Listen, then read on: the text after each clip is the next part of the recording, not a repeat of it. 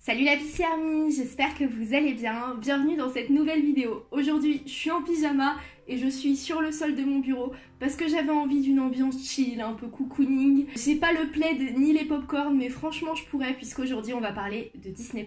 Alors pour ceux qui sont dans une grotte et qui ne savent pas ce que c'est Disney+, ça va être le concurrent direct de Netflix. Ça sort le 12 novembre aux États-Unis et en fait le catalogue va rassembler tous les films Disney, Pixar, Marvel, Star Wars, et il va également y avoir plein d'exclusivités et c'est pour ça que je vous retrouve aujourd'hui. J'avais très envie de vous parler un petit peu des films et des projets que j'attends le plus sur la plateforme. Si vous ne me suivez pas sur Twitter, je vous conseille de me suivre d'ailleurs si vous voulez suivre les actualités. Twitter, c'est un peu l'endroit où je partage toutes les infos, tous les bons plans que je peux avoir, tout ce qui touche autour de Disney et qui m'intéresse généralement, je vous en partage un max là-dessus, donc n'hésitez pas à me suivre juste là. J'ai sorti la petite fiche parce que j'ai plein de choses à vous montrer. J'ai du coup noté 10 projets, 10 programmes qui m'intéressent le plus sur Disney+. Ce dont je vous parle là, c'est le catalogue US. On ne sait pas si on aura exactement les mêmes choses ou si on aura moins de contenu. Donc on va croiser les doigts très fort pour ne pas manquer de programmes face aux US. Et je vous invite également à me dire en commentaire si jamais des contenus Disney+ vous plairaient sur la chaîne, ce que vous aimeriez voir ou pas, bah n'hésitez pas à me dire ça. En vrai, je pense que quoi qu'il arrive, je vais faire du contenu Disney+ sur la chaîne, mais si vous avez des idées en particulier, bah je suis preneuse. Bref, donc le tout premier projet, le premier programme, je pense que je vais allumer quand j'aurai mon propre compte, c'est Disney's Fairy Tale Wedding, qui est donc un programme qui existait déjà, c'est pas du tout une exclusivité Disney+, mais c'est un truc qu'il y a sur Freeform, la chaîne américaine donc, et comment vous dire, qu'en fait depuis que je connais l'existence de ce programme, je cherche absolument à le voir partout sur internet et j'ai jamais réussi à le trouver. En fait, pour vous expliquer un petit peu ce que c'est, dans les parcs Disney américains, vous pouvez vous marier. C'est également possible à Disneyland Paris maintenant. Il y a un compte Instagram qui s'appelle d'ailleurs Disney's Wedding que j'adore. Et en fait, donc du coup, vous suivez les mariages des gens, donc de la préparation, la décoration, etc. Les shootings photos dans le parc. En grande fan de mariage que je suis, il est évident que je vais regarder ce programme pour m'inspirer, pour me mettre des étoiles plein les yeux, des paillettes, et j'ai juste trop hâte de découvrir ça. Ça c'est le truc quand on tourne par terre, il faut que tu t'incrustes. Hein. Salut. Le deuxième truc que j'ai beaucoup trop hâte de voir sur Disney+, c'est les Muppets. Il y a beaucoup de films Muppets qui sont très difficiles à retrouver aujourd'hui. Ça a beaucoup marqué mon enfance, les Muppets. C'est vraiment un truc dont je suis hyper fan, sauf que bah, c'est pas facile de trouver ça sur internet. Donc ça fait que j'ai pas vu les films depuis mon enfance, et sur Disney+, vous aurez la majorité des films qui seront proposés. Malheureusement, il va en manquer 2 ou 3, mais franchement, c'est pas grave parce qu'il y a le Noël des Muppets, et le Noël des Muppets, c'est le film qui a marqué mon enfance. Donc j'ai trop hâte de pouvoir les redécouvrir avec mon regard d'adulte, de pouvoir sûrement mieux apprécier les blagues aussi, parce que bah, y en a quand même pas mal qui sont pas forcément compréhensibles quand t'es un jeune enfant, et je sens que je vais me faire des soirées chocolat chaud à regarder ça, ça va être trop bien. Il faut savoir également que si vous êtes fan des Muppets, pour moi, il y a une série en développement sur les Muppets. De base, il devait y en avoir 2, il y en a une qui a été supprimée malheureusement, mais je me dis que peut-être que plus tard, ils retenteront quelque chose. Et il y a également une autre série par Jim Henson Company qui va sortir, qui m'intéresse un peu moins, mais à voir. On sait jamais. Puisque je vous parlais du fait que j'attends les Muppets avec impatience, le gros avantage de Disney+, c'est qu'il va y avoir énormément de films et de séries sur la plateforme, et ça c'est le troisième truc que j'attends le plus. Ça va être de pouvoir découvrir ou redécouvrir les séries animées, puisqu'il va y avoir les séries récentes comme Les Nouveaux Héros, Réponse, etc. Mais on va également avoir quelques séries des années 90, et il y en a certaines que j'ai jamais vues, notamment Hercule, Dingo et Max et Cusco à l'école. Et ça c'est pareil, je vais y passer un temps monstrueux. J'ai vu qu'il y avait DuckTales, enfin la bande à Picsou, la première génération. Je sais pas s'il y aura les derniers épisodes, mais j'espère également, ce serait vraiment cool. Et vous connaissez sûrement mon amour pour Disney Channel, en tout cas pour les séries animées. Il y a un nouveau film Phineas et Ferb qui a été annoncé en exclusivité sur Disney+. Et ça, je suis trop contente parce que Phineas et Ferb, ça fait partie de mes séries préférées. Et le problème, en fait, c'est que depuis que la série est terminée, il n'y a plus grand-chose. Et là, on a décidé de nous faire un nouveau film, et ça, c'est juste trop stylé. Donc le film s'appelle Candace Against the Universe. On sait pas exactement de quoi ça va parler, même si on suppose que Candice sera le personnage principal. En même temps, Candice est un peu tout le temps le personnage principal avec le docteur Doofenshmirtz. Pour l'instant, mystère sur ce projet, mais moi, quoi qu'il arrive, je sais que je serai devant. Bon, mon pyjama en témoigne. Vous le savez sûrement, je suis une grande fan de Pixar, et l'un des trucs que j'attends le plus, donc du coup sur la plateforme, c'est les Spark Shots. Donc si vous ne connaissez pas les Spark Shots, en fait c'est une série de courts-métrages qui ont été créés par les studios Pixar et qui sont faits donc du coup par de nouvelles équipes et qui permettent de tester de nouvelles technologies au sein du studio. Il y en a 3 qui sont sortis sur YouTube. Moi mes préférés c'est Kid Bull et Pearl. En particulier Pearl parce que je trouve que le sujet est extrêmement bien trouvé et que je vous conseille d'ailleurs de retrouver, vous pouvez la retrouver sur la chaîne YouTube de Pixar si ça n'a pas été supprimé depuis. Sur Disney+, il y aura ces 3 premiers courts-métrages mais il y en aura également 3 autres. On a pu voir un premier aperçu sur la bande-annonce et ce que je trouve assez incroyable c'est les différences de design qu'il peut y avoir entre les films, les sujets qui vont être abordés et j'ai juste trop hâte de découvrir ça.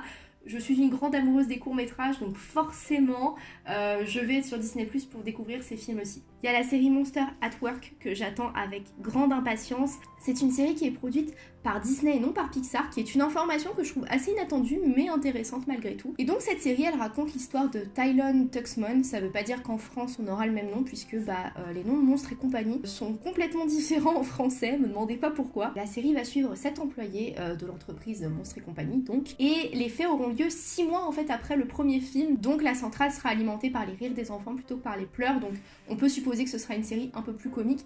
Et ce que je trouve assez cool c'est que les personnages emblématiques vont être également de retour.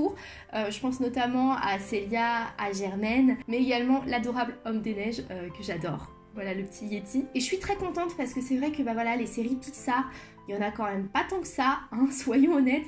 Donc je trouve ça plutôt cool. Il y a une série qui va également être sur Fourchette, mais n'étant pas spécialement fan de Forky, je l'attends pas plus que ça. Et puisqu'on parle de contenu Pixar, il y a également un contenu dont j'étais pas du tout au courant de base, que j'ai découvert donc du coup il y a quelques jours et que je trouve hyper excitant, c'est Pixar IRL, donc Pixar in Real Life, qui est donc du coup une série un peu style vidéogame, en tout cas c'est ce que moi je ressens en regardant les images, où en fait les personnages Pixar vont prendre vie, donc on va retrouver les personnages Pixar dans des situations un peu réelles, je pense notamment à Flèche des Indestructibles qui va se mettre à courir, etc. Je suis assez curieuse de ce projet, après j'avoue que j'ai un peu peur parce que moi Pixar, c'est vrai que je trouve que ça peut être très drôle par moments, mais à mes yeux ça reste surtout des films qui sont très émouvants et j'espère qu'on aura quand même cette dimension là et que découvrir son Pixar préféré devant tes yeux, c'est pas forcément synonyme d'humour ou de piège.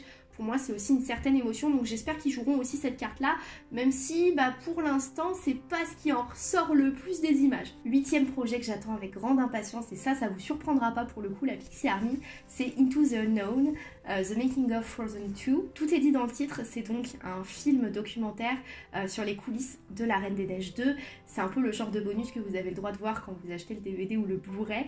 Et je pense que ça va être hyper intéressant. En 2013, pour la sortie de La Reine des Neiges 1, j'avais eu l'occasion de voir une conférence de presse avec du coup les équipes de La Reine des Neiges qui expliquaient avec des PowerPoint un peu les recherches qu'ils avaient fait, comment est-ce que ça s'était passé, etc. Malheureusement, j'avais pas eu l'occasion de le voir en entier, j'étais très triste parce que j'avais dû quitter la salle de cinéma. Bref, et je pense que du coup sur La Reine des Neiges 2, ça va être extrêmement intéressant aussi. Déjà parce que c'est un film qui est très attendu et très populaire, et en plus de ça parce que après la barre qui a été franchie pour le premier film, ça reste quand même, je pense, assez difficile de produire un film qui va être au même niveau, voire au-dessus.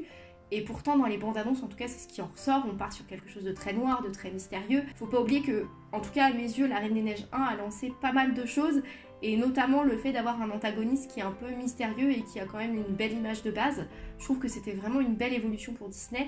Et du coup, je suis très curieuse de découvrir ce qui va être fait ici. Et enfin, du coup, pour les 2 derniers projets, j'ai retenu des documentaires puisque j'adore ça.